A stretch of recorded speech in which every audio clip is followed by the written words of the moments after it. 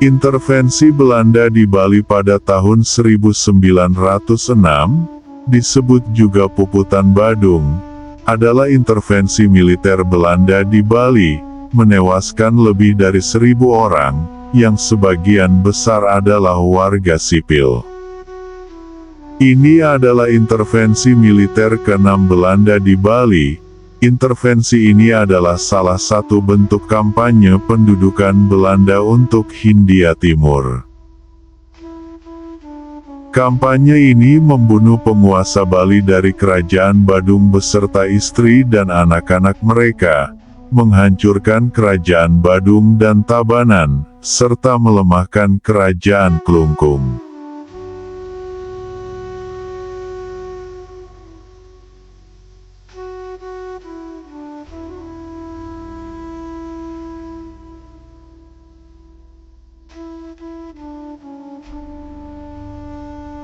Belanda telah menaklukkan Bali Utara pada pertengahan abad ke-19 Masehi, mengintegrasikan Kerajaan Jembrana, Kerajaan Buleleng dan Kerajaan Karangasem ke dalam pemerintahan Hindia Belanda, tetapi Kerajaan Selatan seperti Tabanan, Badung dan Klungkung berhasil tetap independen. Berbagai perselisihan terjadi antara Belanda dan kerajaan-kerajaan selatan, dan sudah diperkirakan bahwa Belanda akan melakukan intervensi militer begitu dalih muncul. Terdapat perselisihan yang berulang antara raja-raja Belanda dan Bali mengenai hak untuk menjarah kapal-kapal yang tenggelam di terumbu karang di sekitar Bali. Menurut tradisi Bali yang disebut Tawan Karang, Raja Bali secara tradisional menganggap puing-puing itu sebagai milik mereka, sedangkan Belanda bersikeras tidak demikian. Pada tanggal 27 Mei tahun 1904, sekunar Cina bernama Sri Kumala menghantam karang di dekat Sanur, dan dijarah oleh orang Bali. Atas permintaan kompensasi oleh Belanda, Raja-Raja Badung menolak untuk membayar apapun, didukung oleh Raja Tabanan dan Raja Klungkung. Penguasa Tabanan juga menyebabkan ketidakpuasan Belanda dengan mengizinkan pada tahun 1904 praktik sute, ritual pengorbanan kerabat atas kematian seorang penguasa, meskipun ada permintaan resmi Belanda untuk mengabaikannya. Pada bulan Juni tahun 1906, Belanda memulai blokade di pantai selatan dan mengirim berbagai ultimata.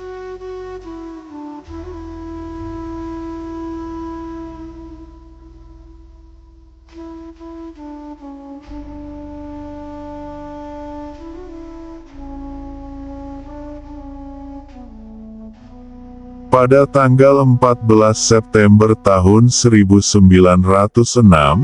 sepasukan tentara dengan kekuatan substansial dari Koninklijk Nederlands-Indische Leger, diberi nama Six Military Expedition, mendarat di bagian utara pantai Sanur.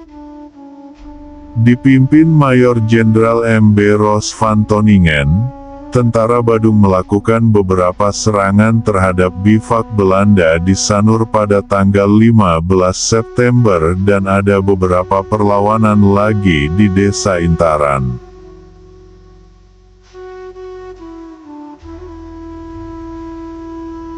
Secara keseluruhan, pasukan Belanda berhasil bergerak ke pedalaman tanpa banyak perlawanan, dan tiba di daerah Kesiman pada tanggal 20 September tahun 1906.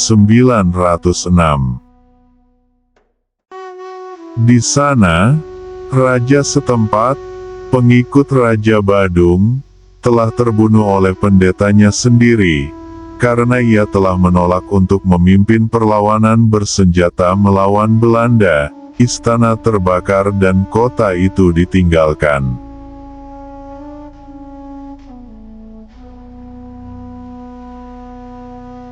Pasukan berbaris ke Denpasar, Bali, seolah-olah sedang berpawai.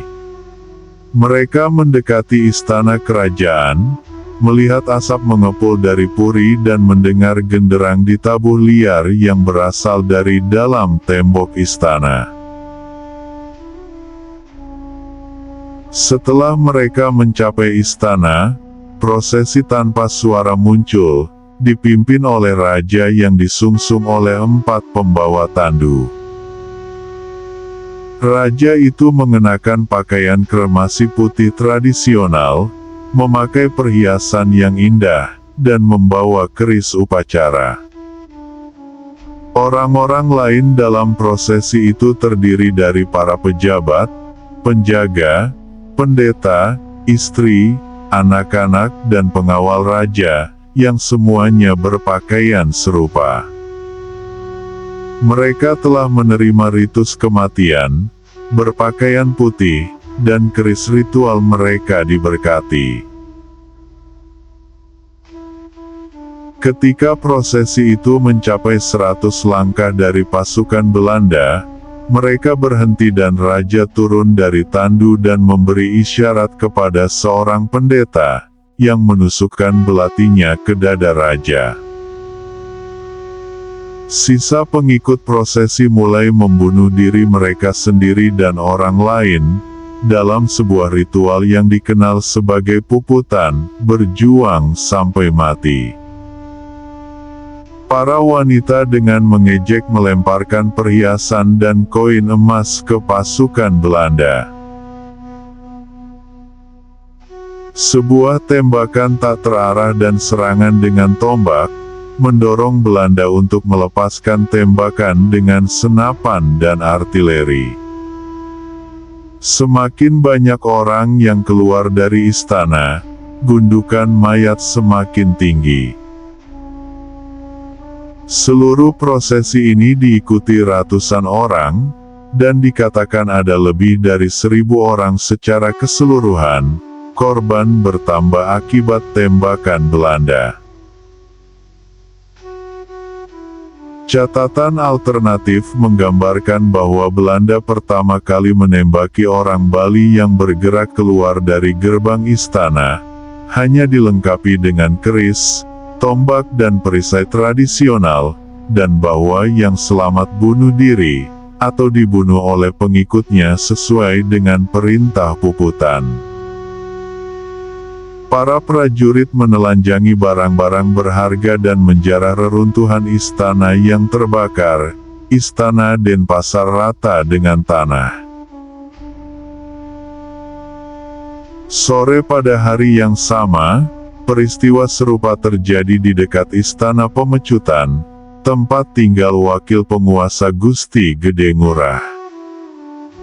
Belanda membiarkan bangsawan di Pemecutan bunuh diri, dan dilanjutkan dengan penjarahan. Pembantaian ini dikenang secara lokal sebagai Puputan Badung, dan dimuliakan sebagai contoh perlawanan terhadap agresi asing. Sebuah monumen perunggu besar ditinggikan di alun-alun kota Denpasar, tempat istana kerajaan dulu berdiri, yang mengagungkan perlawanan Bali di Puputan.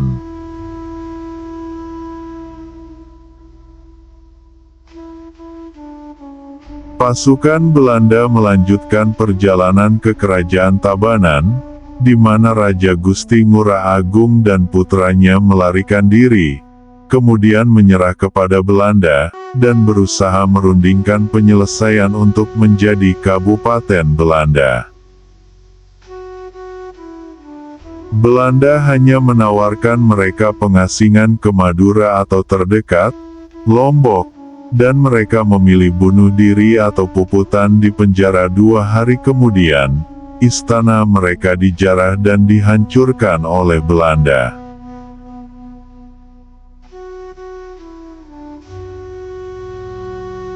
Belanda juga memindahkan pasukan ke Klungkung dan mempertimbangkan penyerangan terhadap Dewa Agung, penguasa nominal seluruh Bali, Tetapi akhirnya Dewa Agung menahan diri dari tindakan militer terhadap Belanda dan setuju untuk menandatangani perjanjian untuk menghancurkan bentengnya, menyerahkan senjata api dan melepaskan pajak impor dan ekspor.